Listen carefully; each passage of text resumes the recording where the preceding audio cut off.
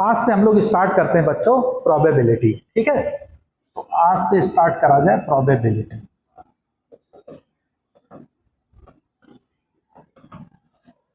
तो प्रोबेबिलिटी क्या होती है? प्रोबेबिलिटी, तो प्रोबेबिलिटी होती है कि अकरेंस ऑफ एनी इवेंट, है ना, किसी भी इवेंट के अकर करने की जो चांस होती है इसको हम लोग कहते हैं प्रोबेबिलिटी। ओके, कि जैसे सपोज कर लो, अब इवेंट, इसमें देखो दो वर्ड आएंगे, इवेंट है, इवेंट हमें डिफाइन करना पड़ेगा कि इवेंट क्या होती है। तो बिफोर डिफाइनिंग इवेंट सबसे पहले आप समझिए कि रैंडम एक्सपेरिमेंट क्या होता है।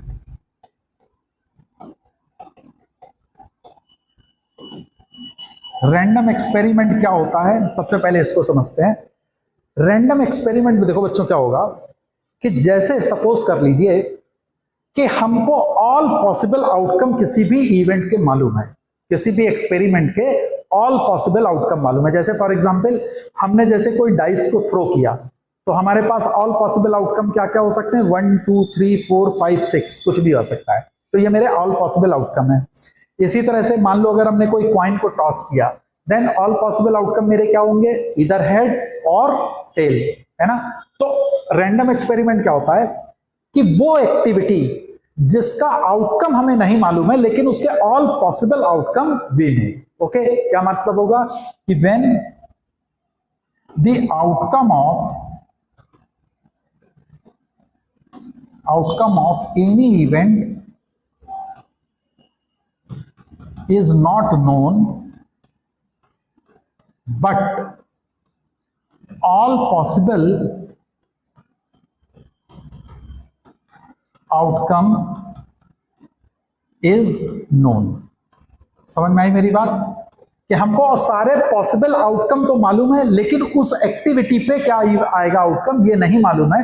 तो ऐसा एक्सपेरिमेंट मेरा कहलाता है रैंडम एक्सपेरिमेंट, है ना। जैसे डाइस को थ्रो करेंगे तो ऑल पॉसिबल आउटकम मेरे को मालूम है, दैट इज 1 2 3 4 5 6 में से कोई भी आएगा, लेकिन डाइस को थ्रो करते समय क्या आएगा दैट वी डोंट नो। तो such type of an experiment is basically known as random experiment. Okay, अब देखिए रैंडम एक्सपेरिमेंट के बाद जो नेक्स्ट तुमको समझने की बात है वो है बेटा सैंपल स्पेस। कि पहले समझो सैंपल स्पेस क्या होता है।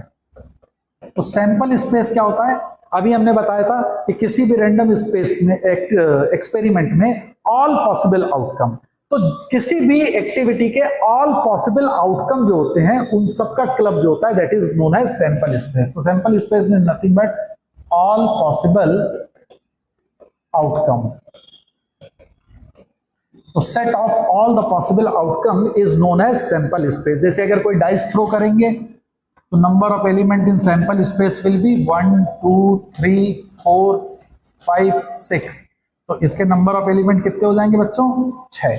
इसी तरह से अगर मैं कोई कॉइन को टॉस करता हूं तो पॉसिबिलिटीज क्या क्या हो सकती हैं, आइदर हेड और टेल। तो number of element in this sample space is 2। तो जितने भी ऑल पॉसिबल आउटकम के जो हमारा है ये सेट के जो एलिमेंट होंगे this is known as sample space. Is that okay? जैसे मान लो अगर हमने कोई 2 डाइस को थ्रो किया तो 2 डाइस को थ्रो करेंगे तो मेरे टोटल सैंपल स्पेस कितने होंगे, फर्स्ट में 6 सेकंड में 6 मल्टीप्लाइड बाय 6 दैट इज 36। तो NS विल बी 36। ये कब होगा, when 2 dice are thrown. Is that okay? जब हम 2 डाइस को थ्रो करेंगे तो मेरे ऑल पॉसिबल आउटकम जो आएंगे वो 36 होंगे। तो हमको सैंपल स्पेस को समझने की जरूरत होगी। इसके बाद बच्चों क्या आएगा, सैंपल पॉइंट। सैंपल पॉइंट से पहले आप समझ लो इवेंट क्या होता है। Event, what is event? तो इवेंट क्या होता है कि सैंपल स्पेस से कोई भी सबसेट जो होगा वो डिफाइन करता है इवेंट को। तो any subset of the sample space, any subset of sample space is known as event. है ना। फॉर एग्जाम्पल मान लो कि मैंने कोई डाइस को थ्रो किया, तो मेरा सैंपल स्पेस जो होगा वो क्या बनेगा बच्चों, 1 2 3 4 5 6। अब सपोज कर लो मैंने कहा एक इवेंट ए डिफाइन करी कि इवन नंबर की, कि जो मेरा आउटकम हो वो इवन नंबर आए, तो वो क्या होगा बच्चों, 2 4 6। तो इसमें कितने एलिमेंट्स आएंगे, 3। लेकिन आप देखिए 2 4 6 is nothing but it is a subset of the sample space, तो ये मेरा एक इवेंट होगा। इसी तरह से उस सैंपल स्पेस के जो भी सबसेट होंगे वो सारे के सारे हमारे इवेंट कहला सकते हैं। Is that clear? तो हम लोग इस तरह से इवेंट को डिफाइन करेंगे। अब देखिए इसमें आप लोग को पढ़ना है सैंपल पॉइंट। पहले समझो सैंपल पॉइंट क्या होता है। सैंपल पॉइंट होता है कि number of elements in any event is known as sample point. Number of element in event is known as sample point. जैसे अगर मान लो कि हमने कोई एक, अभी जैसे मैंने कहा था कि एक डाइस को थ्रो किया गया इवन नंबर आने का, तो सैंपल पॉइंट में मेरे कितने आ गए थे, 2 4 6। तो नंबर ऑफ एलिमेंट्स कितने थे, 6। इसी तरह से सपोज कर लो अगर मैं कोई डाइस को थ्रो कर रहा हूं और any number has to be come, तो सैंपल पॉइंट में नंबर कितने हो जाएंगे, 1। अगर मैं कोई भी कॉइन को थ्रो करता हूं तो उसमें इधर हेड और टेल आएगा, तो हेड आने की प्रोबेबिलिटी, तो उसका सैंपल पॉइंट क्या आ जाएगा, 1। अगर मान लो मैं कोई 2 कॉइन को टॉस कर रहा हूं, तो 2 कॉइन को टॉस करोगे तो पॉसिबल सैंपल स्पेस बच्चों क्या हो सकता है, either head head, head tail, tail head, tail tail. ये हो गया मेरा sample space. Is that okay? Sample space में टोटल नंबर ऑफ एलिमेंट्स कितने हो गए, 4। अब मैं एक इवेंट डिफाइन कर रहा हूं ए, जिसमें ओनली 1 हेड अकर, ओनली 1 हेड अकर। अब अगर केवल एक हेड अकर करेगा तो सैंपल पॉइंट में बच्चों कितने एलिमेंट होंगे, H T and T H. तो मेरे पास सैंपल पॉइंट में 2 नंबर ऑफ एलिमेंट अकर करेंगे। ओके, तो ये होता है आपका sample point. Sample point is nothing but number of elements in any event, जो मैंने इवेंट को डिफाइन किया है। अच्छा, अब नेक्स्ट आएगा इसी के बेस पे, सैंपल पॉइंट के बेस पे बच्चों एक होता है simple event. Simple event, simple event क्या होता है, सिंपल इवेंट वो इवेंट होता है जिसमें नंबर ऑफ सैंपल स्पेस में जो पॉइंट होते हैं, number of elements, that is 1, है ना। तो when number of elements in sample point is 1, तो इसको हम लोग कहते हैं सिंपल इवेंट, है ना। जैसे अगर हमने कोई भी कॉइन को टॉस किया तो हेड और टेल, तो नंबर ऑफ एलिमेंट कितने आएंगे सैंपल पॉइंट में, 1, तो it is a simple event. जैसे अगर हमने कोई डाइस को थ्रो किया तो 1 2 3 4 5 6 में से कोई भी एक एलिमेंट आएगा, तो दिस इज सिंपल इवेंट। दूसरा होता है आपका कंपाउंड या मिक्स्ड इवेंट। मिक्स्ड इवेंट, इसी को हम लोग कहते हैं बच्चों कंपाउंड इवेंट, इसी को हम लोग कहते हैं कंपोजिट इवेंट। तो ये क्या होती हैं, कंपाउंड, कंपोजिट। तो अब जब देखो सैंपल पॉइंट में एक एलिमेंट होगा तो वो क्या कहलाता है, सिंपल इवेंट। तो अब when more than 2 elements are present in sample point is known as mixed event. तो उस इवेंट को हम लोग कहते हैं मिक्स्ड इवेंट, है ना।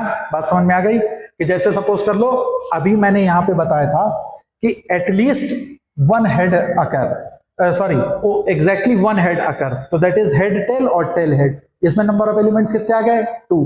तो ये इवेंट कैसी हो जाएगी, it is a mixed event.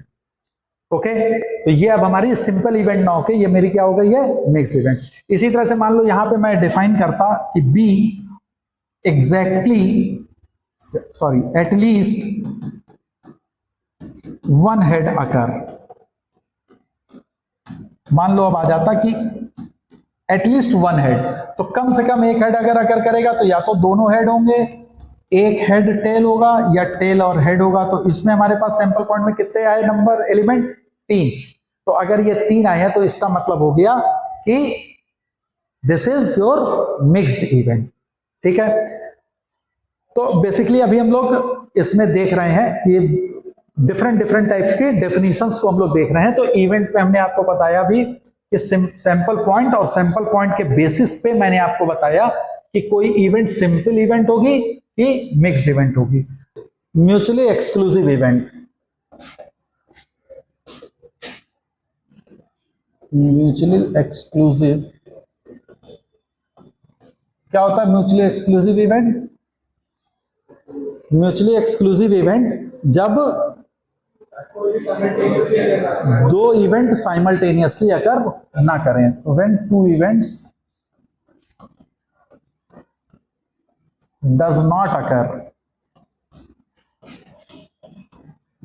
Occur simultaneously. क्या मतलब होगा इसका? क्या मतलब होगा इसका जब दो इवेंट साइमल्टेनियसली अकर नहीं करेंगे? जैसे सपोज करो हम लोगों ने कोई एक डाइस को थ्रो करा, तो डाइस को थ्रो करेंगे तो हम लोग के पॉसिबल आउटकम क्या क्या हो सकते हैं? 1 2 6 कोई भी नंबर होगा। तो इवेंट ए हमने ले लिया कि this is N even number come, okay. और इवेंट बी हमने डिफाइन किया कि odd number will come. Is that okay? So does it possible that both the numbers occur simultaneously? No, it is not at all possible. So these two events are known as mutually exclusive event, है ना। जैसे अगर अपन लोगों ने कोई भी coin को toss किया तो A डिफाइन कर दें हेड आने का और B डिफाइन कर दें कि टेल आएगा, तो हेड और टेल दोनों साइमल्टेनियसली आ सकते हैं क्या? नहीं। So A and B will be mutually exclusive event. Is that okay? So these events are known as mutually exclusive when those two events does not occur simultaneously. इन्हीं को हम लोग कहते हैं डिसजॉइंट इवेंट भी। क्या कहते हैं? Disjoint event. डिसजॉइंट इवेंट का मतलब क्या होगा कि दोनों इवेंट में नथिंग इज कॉमन। भाई अगर म्यूचुअली एक्सक्लूसिव है तो उनके में कुछ भी कॉमन नहीं होगा। अगर कॉमन नहीं होगा तो मतलब हम ये कह सकते हैं कि A इंटरसेक्शन B में जो नंबर ऑफ एलिमेंट्स होंगे दैट विल बी 5, है ना। Number of elements in A intersection B is 5, यानी there is no common elements present in mutually exclusive events, है ना। अब देखो आपको मालूम है कि NA यूनियन B क्या होता है? हमेशा NA plus NB minus NA intersection B। ठीक है, ये नंबर ऑफ एलिमेंट्स किसमें बताता है? NA union B। What it represents? Number of elements in either A और इन B, यही तो बताता है। और A इंटरसेक्शन B क्या बताता है? Number of elements in A and B। A intersection B बताता है number of elements in A and B, और A यूनियन B बताता है कि number of elements in A और B। ये याद रहे, है ना। तो प्रोबेबिलिटी A यूनियन B जो हो जाती है वो नॉर्मल केस में क्या होगी? Probability A plus probability B minus probability A intersection B। ये तो नॉर्मल है जब A एंड B कोई भी दो इवेंट मेरी अकर कर रहे हैं और उनमें एटलीस्ट एक के अकर करने की प्रोबेबिलिटी अगर आपसे पूछेगा देन दिस विल बी। अब उसने कहा कि A and B are mutually exclusive event. तो अगर A and B mutually exclusive event होंगे तो probability A union B this comes out to be probability A plus probability B। बात समझ में आ गई? क्यों? क्योंकि probability A intersection B is not at all possible for mutually exclusive event. तो ऐसे ही अगर मान लो कि मेरे पास कोई 3 इवेंट हैं A B C और तीनों म्यूचुअली एक्सक्लूसिव हैं और मैं कहूं कि probability A union B union C, तो क्या हो जाएगा? Probability A plus probability B plus probability C। ये कब होगा?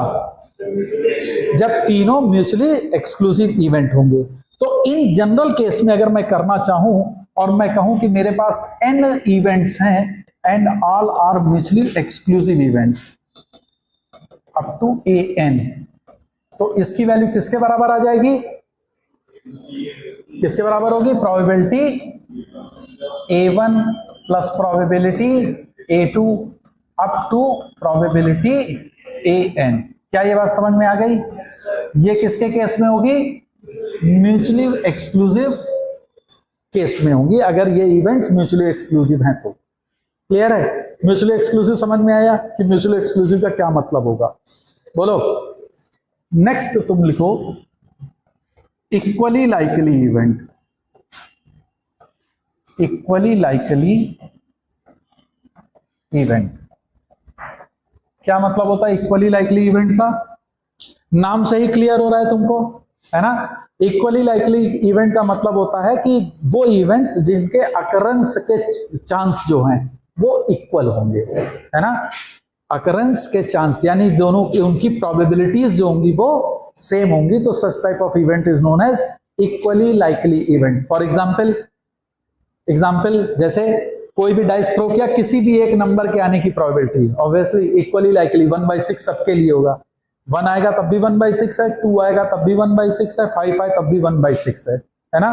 टॉसिंग ऑफ ए क्वाइन, किसी भी क्वाइन को अगर हमने टॉस कर रहे हैं तो हेड और टेल के आने की probability 1/2 1/2, these are equally likely events. तो समझ में आई बात? इक्वली लाइकली इवेंट्स कौन सी इवेंट्स होंगी? जिनके अकरेंस के चांस जो है वो क्या होंगे? सेम होंगे, इक्वल होंगे, है ना? तो such type of event is known as basically equally likely event. Clear है? समझ में आया? नेक्स्ट लिखो एग्जॉस्टिव इवेंट। एग्जॉस्टिव, ये सब एक्चुअल में वर्ड आपके क्वेश्चन में यूज होते हैं, है ना? तो you should be very much familiar about this word, है ना, while solving the problem of probability. क्योंकि ये सब वर्ड्स यूज होंगे तो आपका इसका सिग्निफिकेंस मालूम हो कि भाई इसका क्या मतलब है। अब उसने कह दिया कि two mutually exclusive exhaustive event, उसने तो बोल दिया, है ना? तो you should be aware of all these terms. तो अब आ जाओ एग्जॉस्टिव इवेंट। तो एग्जॉस्टिव इवेंट क्या होता है? देखो, तुमको मालूम है कि प्रोबेबिलिटी में ऑल फेवरेबल केसेस जो होते हैं, ऑल जितने भी पॉसिबल केसेस होते हैं, उसको हम लोग कहते हैं sample space. Is that okay? Sample space क्या था? ऑल पॉसिबल आउटकम, है ना? किसी भी रैंडम एक्सपेरिमेंट का ऑल पॉसिबल आउटकम जो होगा that is known as sample space. ये क्लियर है?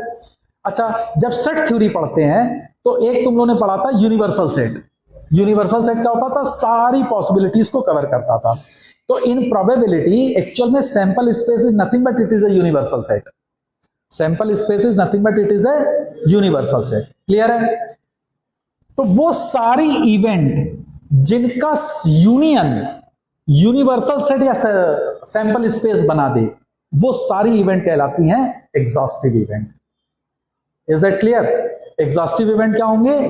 कि when two or more than two events combines together and form the sample space or the universal set, so it is known as exhaustive event, है ना? तो when two or more than two events combines together to construct the sample space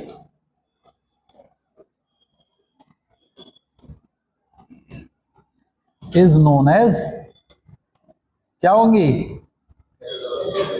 exhaustive event, है ना? तो ये exhaustive event हो जाएंगी। For example, अब इसको समझने की कोशिश करो। देखो, मान लो कि हमने एक कोई डाइस को थ्रो किया, ओके? तो डाइस को अगर मैं थ्रो कर रहा हूं तो मेरा सैंपल स्पेस क्या है?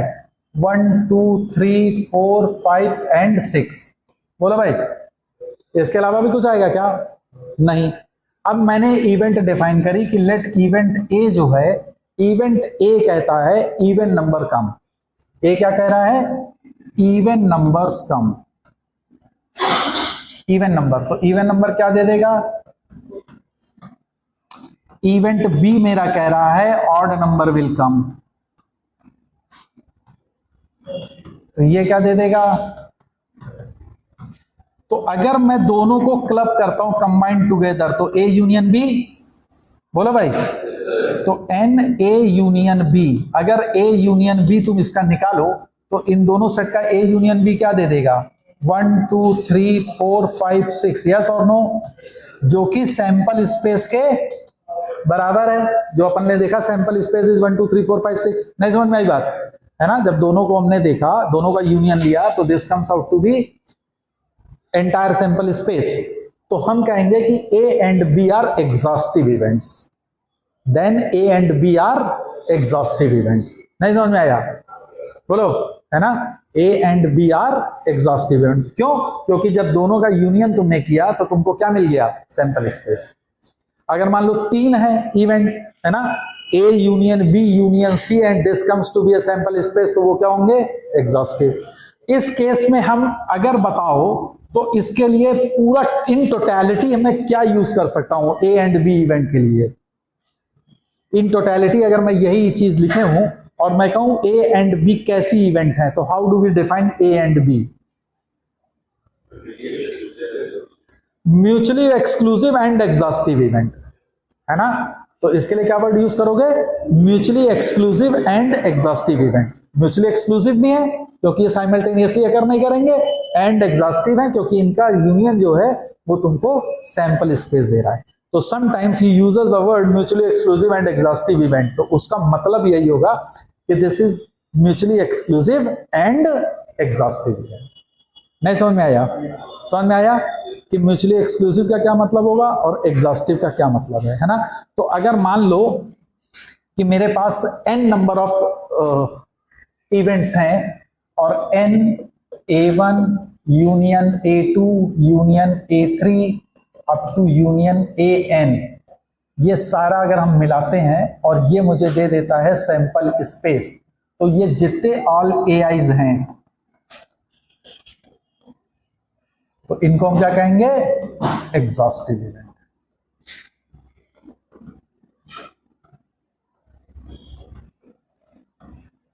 तो ये तुम्हारे कहलाते हैं एग्जॉस्टिव इवेंट। क्लियर है? बोलो भाई, समझ में आ गया? है ना? फिर आता है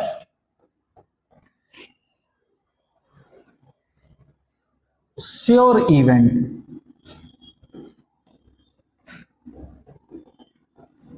श्योर इवेंट क्या होता है? श्योर इवेंट जिसकी प्रोबेबिलिटी 1 हो, है ना? मतलब वो इवेंट जो 100% अकर करेगी ही करेगी। जैसे हाँ, जैसे 20 तारीख को दीपावली होगी, श्योर इवेंट है, होगी भी इसको, है ना? अब क्वेश्चन मार्क पे छोड़ रहा हूं, हमारा IIT में सिलेक्शन अब श्योर है कि नहीं है, अब ये आप अपना डिसाइड कर लेना। जिनका श्योर होगा वो आके मेरे को लिख के जाना कि 1 है, और जिनका नहीं होगा वो नहीं होगा, ठीक है ना? तो श्योर इवेंट मतलब कि 100% possibility, 100% chance of occurrence. Is that okay और नॉट? है ना? तो वो इवेंट जिसकी प्रोबेबिलिटी 1 होगी वो कहलाएगी श्योर इवेंट, है ना? इम्पॉसिबल इवेंट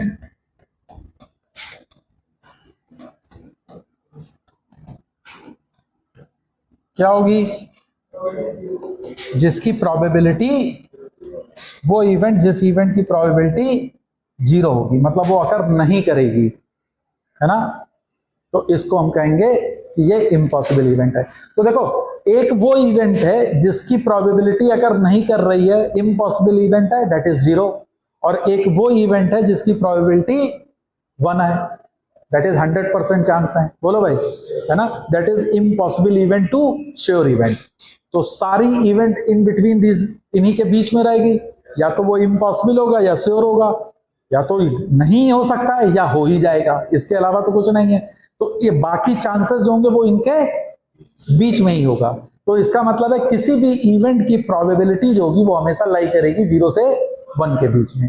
तो probability of any event always lies between 0 to 1, है ना? इसको हम दूसरे सेंस में ऐसे भी कह सकते हैं कि किसी भी इवेंट का, अब ध्यान से समझो, किसी भी इवेंट के जो नंबर ऑफ एलिमेंट किसी भी इवेंट में है वो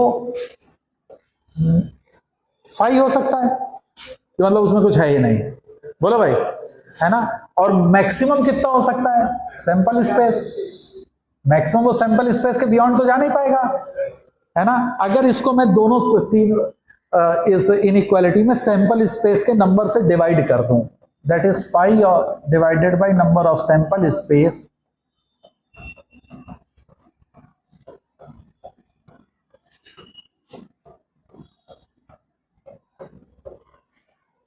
ओके। तो ये क्या रिप्रेजेंट करता था, ये तो basic fundamental definition of probability है, तो it is the probability of any event, बोलो भाई। तो this is the probability of any event, obviously this is 0 और दिस इज 1, तो probability of any event always lies between 0 to 1, is that clear, है ना। तो ये याद रखना कि किसी भी इवेंट की प्रोबेबिलिटी जो होगी वो 0 से 1 के बीच में ही लाई करेगी। अगर 1 हो गई तो वो इवेंट श्योर इवेंट होगी, अगर 0 हो गई तो वो इवेंट इम्पॉसिबल इवेंट होगी, और बाकी इनके बीच में होंगी तो वो डिफरेंट टाइप की इवेंट्स होंगी, जैसे म्यूचुअली एक्सक्लूसिव होगी, है ना, मिक्स्ड होगी, सिंपल इवेंट होगी। समझ में आ रही मेरी बात, ओके। नेक्स्ट है तुम्हारा इंडिपेंडेंट इवेंट। क्या मतलब होता है इंडिपेंडेंट इवेंट का, नाम से ही क्लियर है ना, कि when the occurrence of one event does not depend upon the occurrence of other event, तो it is no those two event is known as independent event, है ना। तो अकरेंस ऑफ वन इवेंट, बात समझ में आ रही, occurrence of one event does not depend on occurrence of other event. Example, तो वो दोनों इवेंट क्या कहलाएंगी, इंडिपेंडेंट इवेंट होंगी, है ना। फॉर एग्जाम्पल मान लो इवेंट ए है, इवेंट ए मैंने डिफाइन किया कि किसी डाइस को थ्रो कर रहे हैं और उस पर इवन नंबर आने का, है ना, कि इवन क्या है, even number in dice throw. बात समझ में आ रही है, एक इवेंट हमने डिफाइन करा, और दूसरा इवेंट है हेड इन कॉइन टॉस। ये दो इवेंट मैंने डिफाइन करी, है ना। तो क्या ये दोनों एक दूसरे पे डिपेंड कर रही हैं, एक कह रहा है डाइस थ्रो करोगे इवन नंबर आएगा, एक कह रहा है कॉइन टॉस करो हेड आएगा, तो मेरे को तो कोई प्रॉब्लम नहीं, है ना। तो ये दो इवेंट जो होंगी ये इंडिपेंडेंट है, क्यों, क्योंकि एक के अगर करने का दूसरे पे कोई फर्क नहीं पड़ रहा, है ना।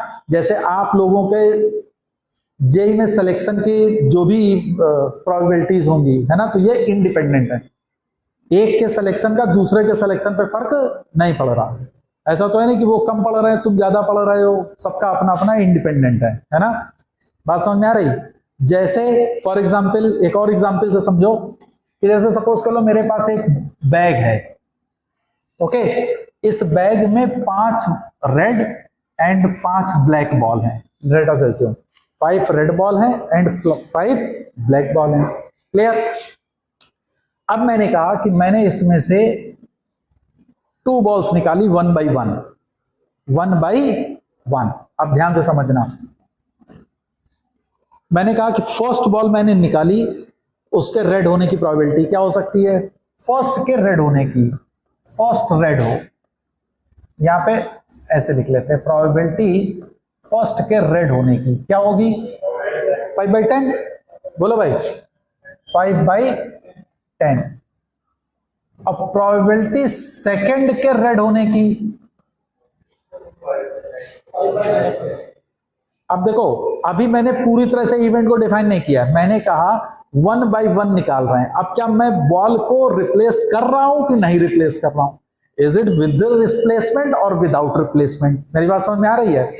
तो अगर मैं कह रहा हूं कि विद रिप्लेसमेंट, मतलब विद रिप्लेसमेंट का मतलब क्या होगा कि मैंने बॉल निकाली और उसके बाद बॉल फिर रख दी, ओके, तो सेकंड के रेड होने की प्रोबेबिलिटी क्या हो जाएगी, again 5/10, then these two are independent, तो उसको पहले वाले से कोई फर्क नहीं पड़ेगा।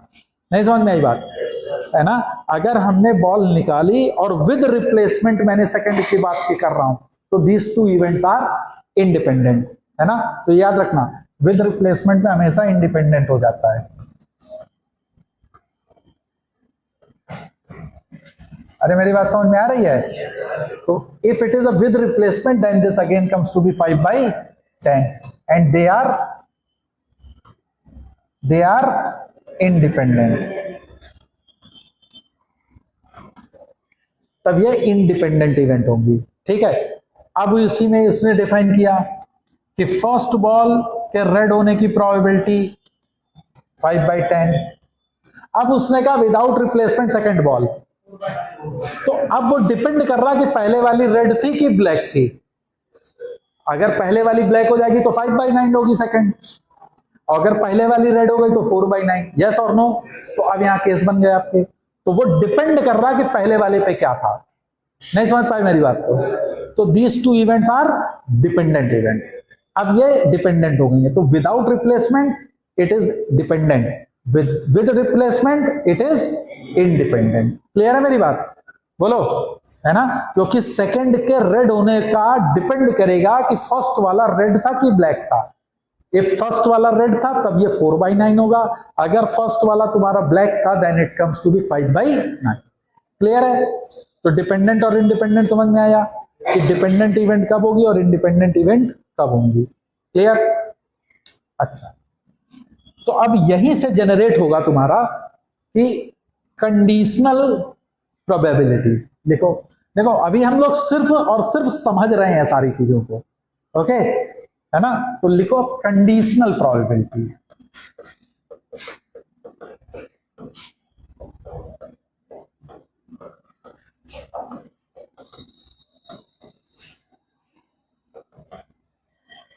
कंडीशनल प्रोबेबिलिटी ये क्या कहता है? कंडीशनल प्रोबेबिलिटी का देखो, इसको ऐसे रिप्रेजेंट करते हैं, है ना। मैं जनरली इसको ऐसे रिप्रेजेंट करूंगा। इसका मतलब इसको पढ़ेंगे कैसे कि probability of A while B has been occurred, probability of A while B has been occurred. लिख लो, ये होगा कि probability of A while B has been occurred, या समटाइम्स इसको लोग कहते हैं probability of A when B is given. Okay, कहीं कहीं पे इसको ऐसे भी रिप्रेजेंट किया जाता है, प्रोबेबिलिटी ए अपॉन बी। इसका भी मतलब वही है कि that is probability of A while B has been occurred. कहीं कहीं पे इसको ऐसे भी रिप्रेजेंट किया जाता है कि प्रोबेबिलिटी ए अपॉन बी, ऐसे। तो this also has the same meaning, that is probability of A while B has been occurred. Clear है मेरी बात, है ना। तो मैं जनरली इसको ऐसे रिप्रेजेंट करूंगा कि probability A slash B, it means that the probability of A while B has been occurred. ठीक, अब ये कंडीशनल प्रोबेबिलिटी। अब कंडीशनल प्रोबेबिलिटी, अभी देखो हमने जो एग्जांपल दिया था कि बैग में से तुम निकाल रहे हैं, है ना, बैग में से अपन लोग 1 by 1 बॉल को निकाल रहे थे, तो सेकंड बॉल के रेड होने की विदाउट रिप्लेसमेंट प्रोबेबिलिटी तो वो डिपेंड कर रही थी कि फर्स्ट बॉल की कंडीशन कैसी थी, यस और नो। तो दैट वाज कंडीशनल प्रोबेबिलिटी, कि कंडीशन ए के अकर करने की डिपेंडिंग ऑन बी। समझ में आ रही मेरी बात? नहीं समझ में आ रही? क्लियर है ना। तो जैसे कि प्रोबेबिलिटी सेकंड के रेड होने की वाइल, अब यहां पे फर्स्ट का तुम डिफाइन कर दोगे। अब मैं कहूं कि while first is being red, तो अब इसकी तुम प्रोबेबिलिटी तुरंत बता दोगे, क्या हो जाएगी? 4/9। नाउ इट इज 4/9 क्योंकि पहले वाली रेड थी, ये तुमको अब उसने बता दिया। फर्स्ट वाली रेड थी, that condition he has cleared it, तो अब ये हो गई 4/9। मेरी बात समझ में आ रही? अगर यही मैं कहूं कि सेकंड के रेड होने की वाइल फर्स्ट वाली ब्लैक थी, then it comes to be 5/9। नहीं समझ में आया? बोलो भाई, क्लियर है ये चीज? तो कंडीशनल का ये समझ में आया कि क्या चीज होगी, है ना। देखो, अब मान लो कि probability of A, conditional probability को हम डिफाइन कैसे करेंगे? While B has already been occurred. Probability A की निकालनी है जबकि बी मेरी ऑलरेडी अकर कर गई है। अब जरा देखो, जरा वेन डायग्राम से समझो। ये है तुम्हारा ए, दिस इज बी। ये पोर्शन किसको रिप्रेजेंट करता है? ए इंटरसेक्शन बी को। अब वो तुमसे कह रहा है कि तुमको वो प्रोबेबिलिटी ए निकालनी है जबकि बी अकर करी है। तो अब जब ए का वो पोर्शन जो तुम्हारा बी के साथ में, अब तुम्हें बी से ही तो निकालनी होगी एक कि बी अकर कर गई। अब बताओ ए कितना के चांस क्या है ना? तो बेसिकली क्या मतलब होगा, ये पोर्शन ए का है जो बी के साथ में कंबाइंड कर रहा है, यस और नो? तो ये चीज होती है probability A intersection B divided by probability of B.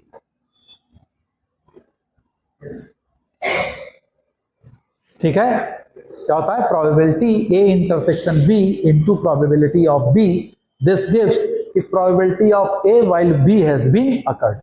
तो देखो, हमेशा याद रखना, जब भी कंडीशनल प्रोबेबिलिटी तुम यूज करते हो तो तुम्हारा जो अकर कर गया है वो तुम्हारा सैंपल स्पेस बन जाता है। तो इस केस में कंडीशनल प्रोबेबिलिटी में सैंपल स्पेस जो होता है वो तुम्हारा, तो सैंपल स्पेस एक्चुअल में सैंपल स्पेस है, अब सैंपल स्पेस श्रिंक कर जाएगा, नहीं कर जाएगा? पहले सैंपल स्पेस तो कुछ और था, इसका तो सैंपल स्पेस कुछ और था ना, बोलो भाई। और अब सैंपल स्पेस क्या बन गया? बी के equal element. Now the sample space has been shrink. तो हमेशा याद रखना कि in conditional probability the sample space is shrink. Is that clear? तो नोट कर लो इसको कि कंडीशनल प्रोबेबिलिटी में सैंपल स्पेस जो होता है वो श्रिंक कर जाता है। ठीक, अब यहीं से देखो एक बहुत इंपॉर्टेंट मैथ्स की डेफिनेशन आती है, इसको हम लोग कहते हैं। अब देखो, इसको मैं लिख सकता हूं कि probability A intersection B is nothing but it is probability of B multiplied by probability of A while B has been occurred. हाँ या ना? बोलो। Probability of A intersection B is probability B into probability A while B has been occurred. Clear है? ये क्या कह रहा है? A and B, probability A and B, तो वो क्या हो, किसके बराबर होगी? probability B into probability A intersection B। अच्छा, अगर यही चीज को मैं ऐसे लिखूं कि probability B while A has been occurred, तो अब ये क्या हो जाएगी? बी इंटरसेक्शन है।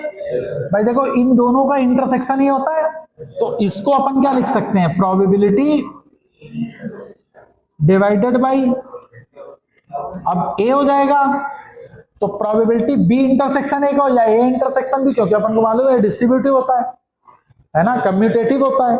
तो प्रोबेबिलिटी बी इंटरसेक्शन ए क्या आ जाएगा भैया, जल्दी से बताओ?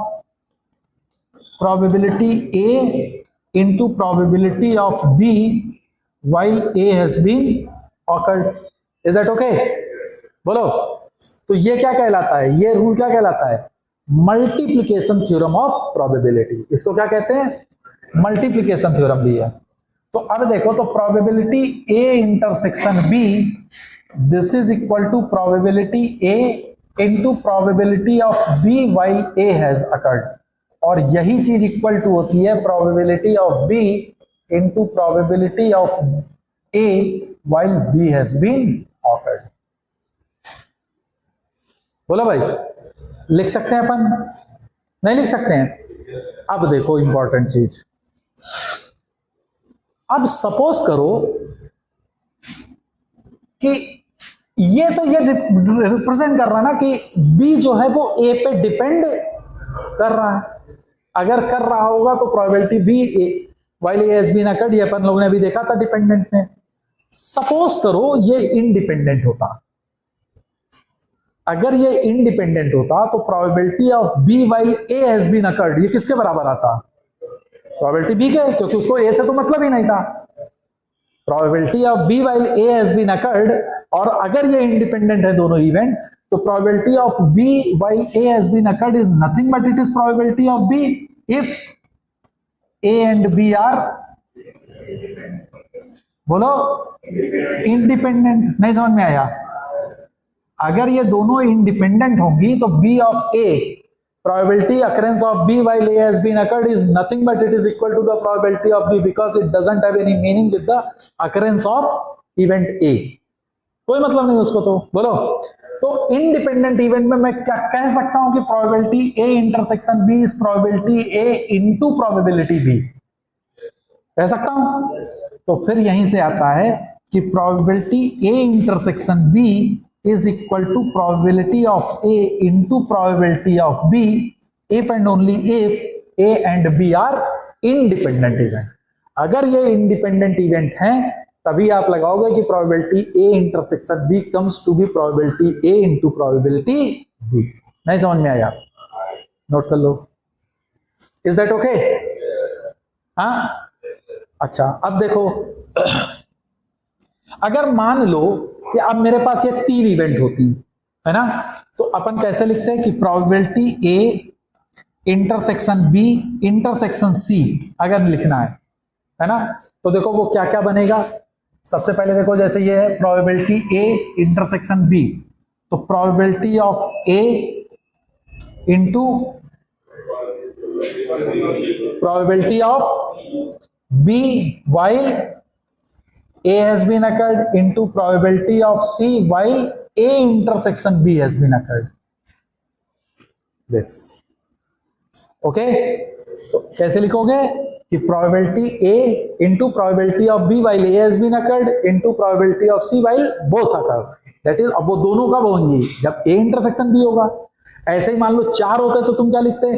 Probability of A into probability of B while A has been occurred into probability of C while B has been occurred into probability of B while A intersection B intersection C has been occurred. नहीं समझ में आया?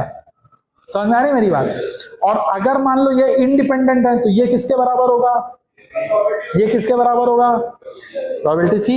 तो probability A intersection B intersection C comes out to be probability A into probability B into probability C. तो लिख लो कि अगर ये तीनों इवेंट इंडिपेंडेंट हैं तो इन जनरल में अपन क्या कह सकते हैं?